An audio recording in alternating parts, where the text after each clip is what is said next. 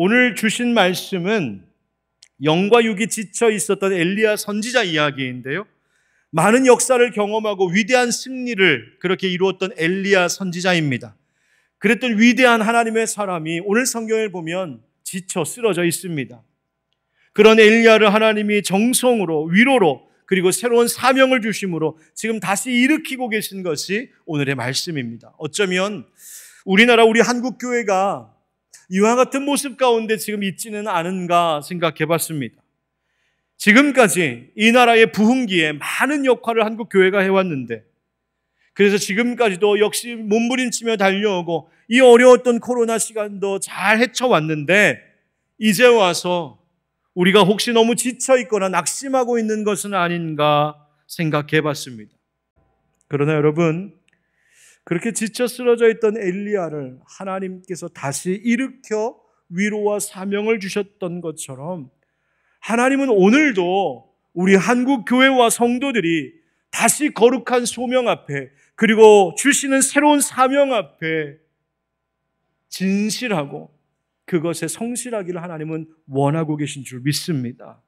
하나님께서 이 나라와 한국 교회에 이토록 좋은 것들을 주신 것은 우리가 아직 해야 할 일이 있기 때문입니다. 오늘 말씀을 듣고 우리 다시 힘을 내어 하나님 우리를 통하여 이루기를 원하시는 것이 무엇인지 하나님 그 말씀 깨닫고 결단하는 은혜가 있기를 예수님의 이름으로 축원드립니다. 함께 따라합시다. 길을 돌이켜 가라. 오늘 본문 이야기의 현장은요, 호렙산입니다. 엘리야가 여기까지, 이 호렙산까지 오게 되었는데, 우리가 오늘 본문 19장 15절부터 함께 읽었지만 그 1절부터 앞에 있는 말씀, 그리고 그 전에 또 18장의 말씀 쭉 함께 읽어보면 왜 엘리야가 호렙산에 왔는지, 그리고 지금 엘리야의 상태가 어떤지를 알 수 있습니다. 이스라엘 땅에 3년 만에 긴 가뭄이 있었습니다. 그들의 바알 숭배했던 죄에 대한 하나님의 심판이었습니다. 그리고 여러분 잘 아실 그 위대한 갈멜산 대결이 있었죠. 바알을 섬기던 자들과 여호와 하나님을 섬기는 이 엘리야가 정면 대결합니다. 누가 믿는 신이 진짜 신인가 한번 나타내보자. 바로 거기서 엘리야는 살아계신 하나님의 불의 응답을 받고 승리합니다. 그리고 이 일로 엘리야 선지자는 바알을 섬기던 선지자 450명을 칼로 잡아 쳐 죽이고 여호와 하나님의 승리를 외쳤던 바로 그 위대한 인물이 엘리야입니다. 여러분 한번 생각해 보십시오. 한 사람이 450명을 쳐서 죽였다? 아니 한두 사람도 아니고, 그리고 그들이 가만히 있었을지도 않았을 텐데 그들을 쳐 죽였다. 하나님의 엘리야의 팔을 붙드시고 그 칼을 들어 하나님 심판하셨던 하나님의 승리였습니다. 마침내 긴 가뭄을 끝내고 내리는 큰 비도 보았습니다. 장대비를 가르고 달리는 그 아합 왕의 행렬에 가장 선두에서 기쁨으로 춤추며 달렸던 이가 바로 엘리야 선지자였습니다. 이처럼 하나님의 위대한 승리를 경험하고 그 일의 주역으로 쓰임받았던 하나님의 사람이 엘리야였는데, 오늘 이 열왕기상 19장 말씀에 와서 보면 그가 하나님 앞에서 지금 뭐라고 했었냐면, 하나님 나 죽겠습니다. 차라리 죽는 게 낫겠습니다. 그렇게 말합니다. 편지 한 통 때문이었습니다. 아합 왕과 이세벨이 갈멜산에서 엘리야가 승리했다는 소식을 보고받고는 이 이세벨이 엘리야 선지자에게 편지 한 통을 써서 보냅니다. 내용인즉슨 내가 내일 이맘때에 반드시 너를 죽이겠다. 네가 내 바알의 선지자를 죽인 것처럼 내가 너를 꼭 죽일 건데 내가 믿는 신에게 맹세하여 내가 너를 꼭 죽이겠다. 협박 편지였습니다. 이 편지 한 통을 받고는 엘리야 선지자 가슴이 무너져 내렸습니다. 그래서 두려워 그 자리에서 주랭랑 도망치게 되죠. 그러다가 쓰러져 앉아있던 곳이 바로 로뎀나무였습니다. 그 로뎀나무 아래에서 엘리야 선지자가 했던 말이 무엇입니까? 여호와여 넉넉하오니, 이 말은 하나님 이만하면 됐습니다. 이만하면 할 만큼 다 한 것 같습니다. 그러면서 하는 말이 지금 내 생명을 거두시옵소서. 하나님 나 차라리 죽는 게 낫겠습니다. 하나님 여기서 차라리 죽겠습니다. 죽겠다고 말해요. 여러분 근데 가만히 생각해 보십시오. 엘리야가 이세벨의 칼날을 피하여 도망쳤습니다. 왜 도망쳤을까요? 죽으려고 도망쳤습니까? 살려고 도망쳤습니까? 살려고 도망쳤죠. 근데 살려고 도망쳤던 엘리야가 하나님 앞에 지금 뭐라고 말합니까? 나 죽겠습니다. 나 죽을래요. 여러분 진짜 죽겠다는 말일까요? 아닙니다. 나 진짜 죽겠다는 이야기 아닙니다. 그것 아니라 하나님 앞에 항변하고 있는 것이죠. 내가 하나님 명하신 대로 지금까지 행하고 갈멜산에서도 승리하고 가뭄을 끝내는 큰 비도 보는 그 놀라운 승리를 맛보았습니다. 하나님 이쯤 되면 저 악한 이세벨 이제 망해야 되고 저 바알 섬기는 범죄 모든 것 다 사라져야 되는 것 아닙니까? 하나님 그런데 변한 게 하나도 없네요. 달라진 게 하나도 없네요. 내가 지금까지 그렇게 열심히 싸우며 순종하며 일한 것 하나님 이게 다 무슨 소용입니까? 나 더 안 하고 싶습니다. 그 이야기 하는 겁니다. 여러분 우리도 그런 마음 가질 때 있지 않습니까? 물론 우리가 부족하고 연약하지만 열심히 하나님 믿고 따라오고 신앙생활 열심히 하려고 하지들 않으십니까? 말씀대로 살려 하고 기도도 하고 봉사도 하고 헌신하고 그런데 종종 아무것도 달라지지 않는 현실을 보면서 우리 마음 가운데 의문과 회의감과 불평이 쏟아질 때가 있습니다. 하나님 달라진 게 하나도 없네요. 나 그만할래요. 교회적으로도 이런 원망과 불평이 생길 수도 있겠습니다. 교회마다 열심히 회복을 위해서 몸부림치고 있죠. 코로나 이후로 어떻게든 한국교회가 회복하려고 애를 쓰고 있고 목회자들은 목회자들 나름대로 성도들은 성도들 나름대로 발버둥을 칩니다. 그런데 하나님 별로 달라지는 것이 없는 것 같습니다. 하나님 왜 이 나라는 아직도 이 모양 이 꼴입니까? 무서운 범죄는 계속되고 있고요. 이것저것에 근심케 하는 일들은 많고요. 점점 교회는 그 교세가 약해진다고들 다 말하고요. 그래서 하나님 앞으로 우리 한국교회가 어떻게 될지도 불안한데 하나님 우리가 지금 이렇게 애쓰고 쓰고 하는 게 도대체 무슨 소용입니까? 힘들어서 더는 못하겠습니다. 엘리야 같은 심정입니다. 갈멜산의 그 위대한 승리와 3년 반의 가뭄을 끝낸 큰 비를 경험했던 엘리야 선지자였지만 그는 이처럼 지금 로뎀나무 밑에 쓰러져서 하나님 앞에 차라리 내 목숨 가져가시라고 난 더는 못하겠다고 항변하고 있습니다. 그런데 하나님은 엘리야를 포기하지 않으시죠. 엘리야를 하나님께서 다시 일으키십니다. 숯불에 구운 떡과 물 한 병을 보게 하시고 그것을 먹이시고 마시우게 하시면서 그의 힘을 다시 회복시켜 주십니다. 그리고 하시는 말씀이 7절과 8절에 여호와의 천사가 또다시 와서 어루만지며 이르되 일어나 먹으라 네가 갈 길을 다 가지 못할까 하노라 하는지라 가야 할 길이 있다는 것이죠. 이에 일어나 먹고 마시고 그 음식물의 힘을 의지하여 40주 40야를 가서 하나님의 산 호렙에 이르니라. 아멘. 그래서 지금 이 엘리야가 호렙산에 와 있는 겁니다. 하나님 원망하고 불평하고 쓰러져 있었던 엘리야 포기하지 않고 쫓아와서 위로하고 설득하고 보듬어주고 어루만지시는 하나님, 그 하나님의 은혜를 경험했다면 엘리야 이제 좀 태도가 달라져야 하는 것 아니었을까요? 그런데 이어지는 말씀을 보면 오히려 엘리야 더 하나님 앞에 따지듯 묻습니다. 10절에 이렇게 말하거든요. 그가 대답하되 내가 만군의 하나님 여호와께서 열심히 유별하오니 이는 이스라엘 자손이 주의 언약을 버리고 주의 제단을 헐며 칼로 주의 선지자들을 죽였음이오며 오직 나만 남았거늘 그들이 내 생명을 찾아 빼앗으려 하나이다. 그리고는 14절에 가서 또 똑같은 말로 하나님 앞에 항변합니다. 이게 진짜 엘리야의 속마음이었던 것이죠. 하나님 나만 남았습니다. 나만 지금 이러고 있습니다. 나만 별나게 이러고 있습니다. 다들 자기 살 길 가고 있고 세상은 변하지 않고 있는데 하나님 나만 지금 예수 믿겠다고 하고 있고 나만 지금 하나님 섬기겠다고 하고 나만 말씀대로 살려고 했고 지금까지 그렇게 목숨 걸고 살아왔는데 하나님 변하고 달라진 게 아무것도 없지 않습니까? 이제 그만하면 된 것 아닙니까? 바로 그 얘기한 것입니다.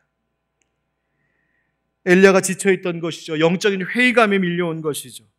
영적인 고립감을 느낀 것입니다. 혼자 남아 괴롭고 좌절하고 있다고요. 그런데 그런 엘리야 하나님 포기하지 아니하시고 그 다음 이어 말씀하신 것이 바로 오늘 우리가 함께 봉독했던 말씀입니다. 그 가운데 15절 상반절에 하나님 먼저 이렇게 말씀하십니다. 여호와께서 그에게 이르시되 너는 네 길을 돌이켜 광야를 통하여 다메섹에 가서. 아멘. 네 길을 뭐 하라고요? 돌이키라고요. 하나님 엘리야를 포기하지 않으셨습니다. 하나님께서 이 오늘 본문 앞서 엘리야에게 몇 번 물어보셨던 반복된 질문이 있었는데 그것이 뭐였냐면 이거였어요. 엘리야야, 네가 어찌하여 여기 있느냐? 이런 질문이었습니다. 너 왜 여기 있느냐? 이 말의 의미가 무엇입니까? 너 왜 여기서 이러고 있느냐? 내가 너로 하여금 가길 원하는 길은 이 길이 아니라 저쪽인데 너 왜 여기 와 있느냐? 너로 하여금 내가 이루고자 할 일이 아직도 남아있는데 너 왜 여기 지금 쓰러져 있느냐? 아직 너에게 해야 할 일이 있다. 네가 있을 곳이 여기가 아니다. 내가 너를 통해 하려고 하는 미래의 일들이 있노라고 하나님 다시 깨우쳐 주시는 것입니다. 그래서 돌이켜 일어나 가라고요. 여러분, 우리 각 사람뿐만 아니라 우리 한국교회와 이 민족을 향하여 하나님은 아직도 이루기를 원하시는 일이 있다고 저는 믿습니다. 이제 우리 대한민국과 한국교회가 좀 잘 살게 되었다고 지금까지 하나님께서 맡겨셨던 일들 이제 와서 멈출 것도 아니고요. 애를 써도 세상이 달라지지 않는다고 포기할 것이 아니라는 말입니다. 한국교회와 이 민족의 부흥을 일으키시고 소명을 주신 정말 우리를 부르신 하나님께서는 지금도 우리를 포기하지 아니하시고 우리를 다시 돌이켜 하나님의 선한 일들을 감당케 하기를 원하고 계십니다. 사랑하는 성도 여러분, 진정한 회개가 필요한 것들이 무엇인지 성령님이 우리 가운데 깨닫게 해주시는 은혜가 오늘 예배 가운데 있기를 축복합니다. 그리고 예수 십자가 앞에 다시 나아가 다시 돌이켜 일어섬으로 실망과 무력감에서 일어나 하나님 주신 새로운 사명 앞에 담대히 서는 용기 있는 우리가 되기를 예수님의 이름으로 축원드립니다. 하나님 우리에게 무슨 일을 맡기실까? 따라하겠습니다. 내일을 준비하라. 하나님이 엘리야에게 세 가지 사명을 주시는데요. 15절 하반절과 16절의 말씀을 보면 이렇습니다. 다메섹에 가서 이르거든 하사엘에게 기름을 부어 아람의 왕이 되게 하고 너는 또 님시의 아들 예후에게 기름을 부어 이스라엘의 왕이 되게 하고 또 아벨 모올라 사밧의 아들 엘리사에게 기름을 부어 너를 대신하여 선지자가 되게 하라. 아멘.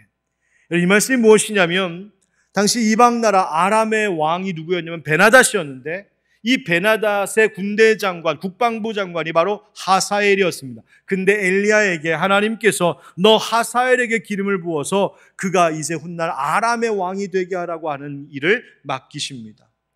두 번째 기름을 부어 세우도록 하신 이는 누구냐면 예후라는 사람입니다.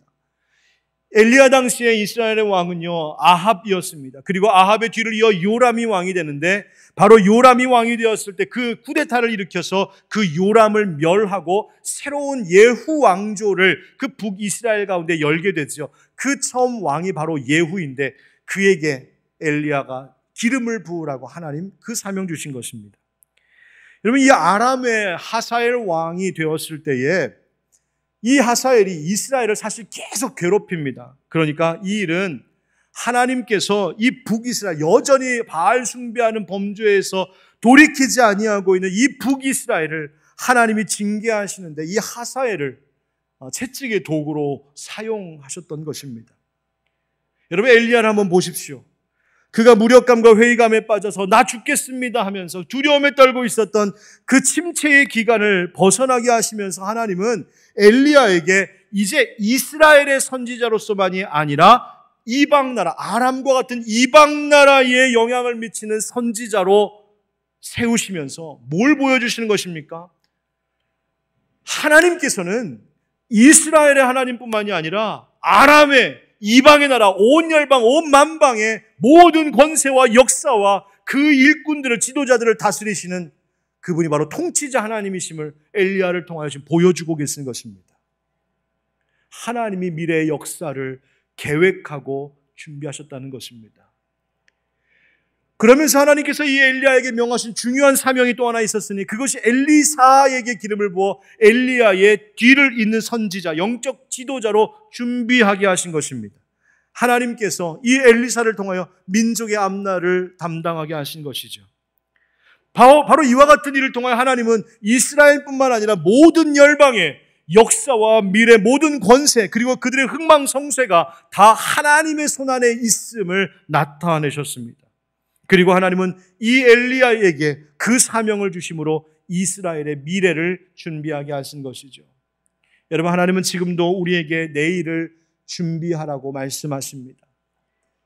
1940년 일제치하에 신사참배운동을 반대하다가 옥살이를 하신 목사님 한 분 계십니다. 여러분 주기철 목사님 잘 아실 텐데요. 그 목사님과 함께 옥살이를 하셨던 한상동 목사님이라고 계십니다. 그 목사님이 그 옥중에서 해방의 날을 꿈꾸면서 남긴 글이 있습니다. 나는 추록의 날이 오늘인가 내일인가 하고 날마다 기다리게 되었습니다. 나는 이제 추록한다면 수도원 같은 수양원을 만들어서 일본 정치 아래에서 양심이 마비되어 타락한 목사들이 수양하여 한국교회의 앞날을 새롭게 출발하도록 하며, 또한 신학교를 설립하여서 진리와 더불어 운명을 같이 할 전도인을 기르며, 또한 전도하여 이 나라를 기독교국이 되도록 노력하겠다고 수개월 전부터 기도했습니다. 여러분, 무슨 말입니까? 지금 어디서 이 말을 하고 있다고요? 옥중에서요.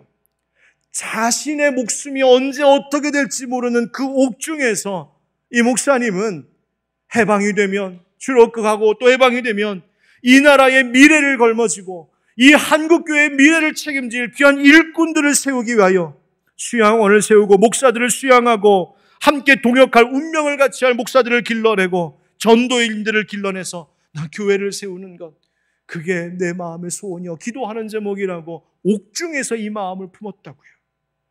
여러분, 우리는 어떻게 하고 있을까요? 이제 좀 교회가 평안하다고 해서, 이 나라가 좀 잘 살게 되었다고 해서 그저 주저앉아 넋놓고 있는 것은 아닌지, 혹은 달라지고 변화되는 것이 없다고 해서 무력감에 빠져 침체되어 있는 것은 아닌지, 여러분, 우리 하늘빛 광성교회와 또 우리 모든 성도님들, 이 나라 한국교회가 미래의 한국을 짊어지고 책임질 앞으로의 귀한 영적인 지도자들과 미래의 일꾼들을 세우는 일에 준비하고 헌신하고 앞장설 수 있게 되기를 주의 이름으로 축원드립니다. 그리고 따라하겠습니다. 하나님은 틀리지도 멈추지도 않으셨습니다.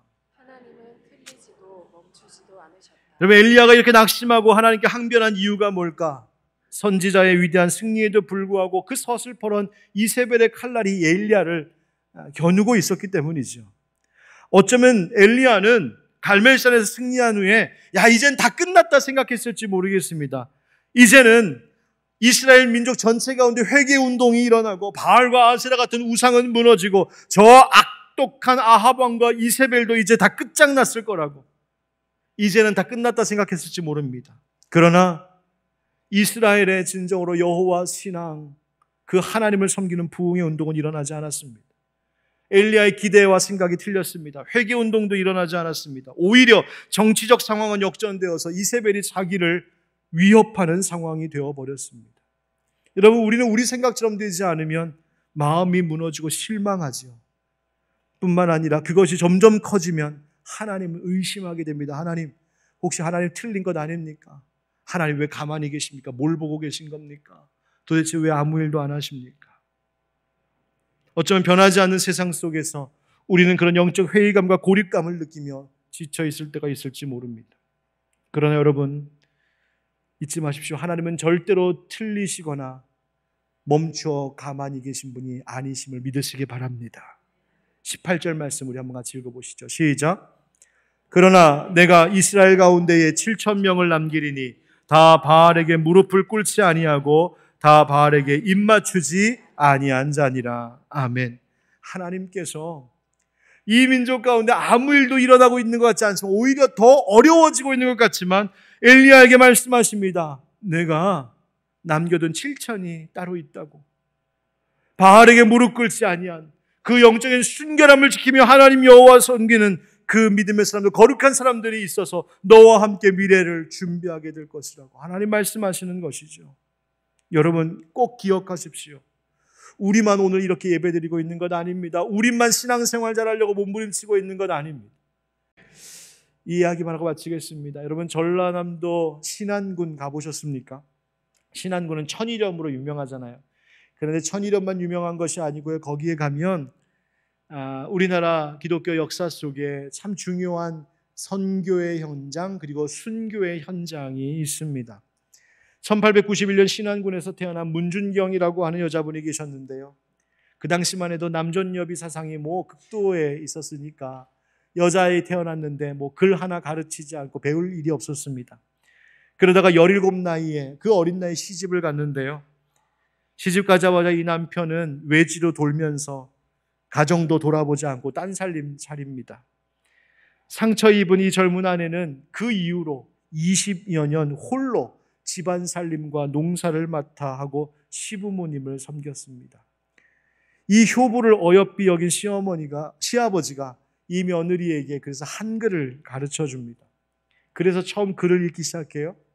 시아버지가 돌아가신 후에 이 문준경이 목포로 올라오게 되는데 거기서 당시 목회하셨던 유명한 성결교회 이성봉 목사님을 만나게 되며 예수 복음을 듣게 됩니다. 예수님 만난 문준경이 이제 친정으로 돌아오니까 집안이 난리가 났습니다. 이상한 거 배워왔다고 핍박하기 시작합니다.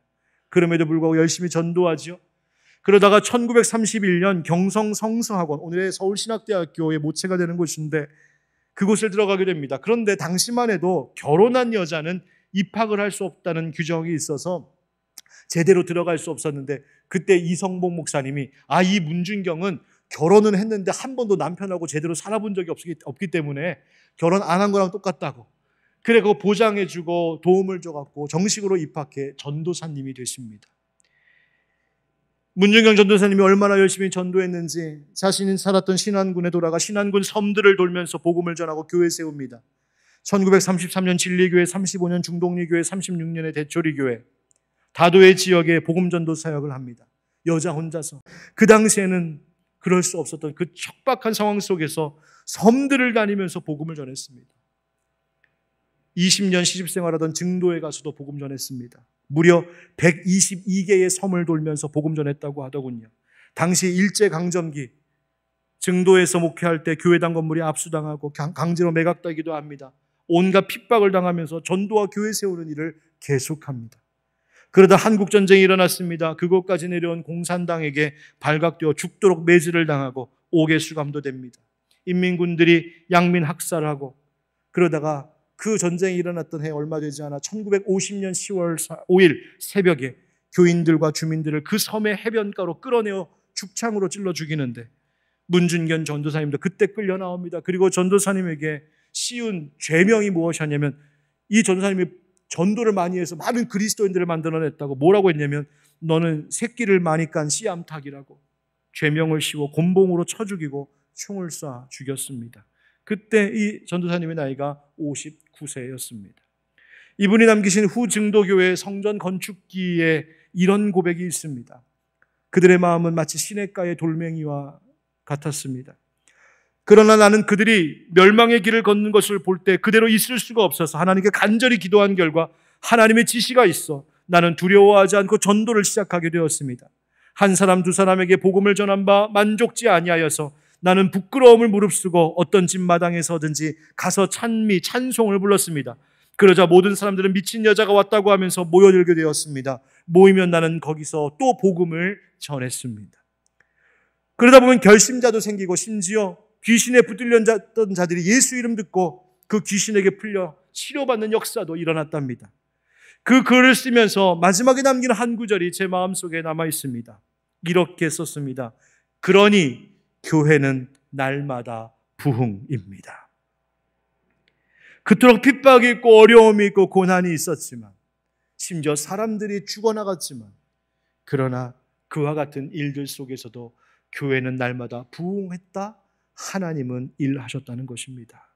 사랑하는 성도 여러분, 아무것도 달라지지 않은 것 같고 어려움은 계속되고 있는 것 같지만 오늘 한국교회와 이 대한민국을 향한 하나님의 새로운 사명 주심은 계속되는 줄 믿습니다. 그러므로 어떤 어려움 속에서 교회는 선교 포기해서는 안 됩니다. 또한 통일 한국을 꿈꾸면서 북한 땅의 복음화를 위해서 우리는 계속해서 기도해야 됩니다.